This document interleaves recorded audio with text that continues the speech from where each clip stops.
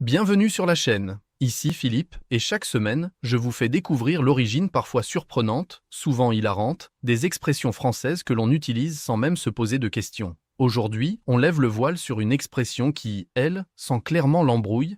C'est louche. Alors oui, on l'emploie dès que quelque chose nous semble suspect. Un regard en coin, c'est louche. Un mec qui traîne dans la rue à 3 heures du matin avec un tournevis dans la poche, c'est louche. Une promotion de 90% sur une Rolex, clairement louche. Mais d'où vient cette expression? Pourquoi avoir choisi le mot louche pour désigner ce qui semble douteux, voire malhonnête? Eh bien, pour le comprendre, il faut plonger dans l'histoire, et dans les yeux. Oui, les yeux. Car au Moyen-Âge, le mot louche qualifie d'abord un regard. On disait d'une personne qu'elle avait l'œil louche, c'est-à-dire un œil qui dévie, qui ne regarde pas droit devant lui. Autrement dit, un strabisme. Et comme on est dans une époque où les apparences font tout, cette anomalie visuelle était vite interprétée comme un signe de duplicité, de mensonge ou de dissimulation. En gros, tu ne regardes pas droit, donc tu ne penses pas droit, logique ou pas. Progressivement, le mot va donc glisser du champ purement physique au champ moral. Ce qui est louche, ce n'est plus seulement un regard, c'est aussi une attitude, une situation, une ambiance, quelque chose qui n'est pas net, pas clair, un peu biaisé. D'ailleurs, le mot louche lui-même vient du latin luscus, qui signifie borgne. Déjà à l'époque romaine, il y avait cette idée que le défaut de vision est lié à un défaut de comportement, une croyance tenace.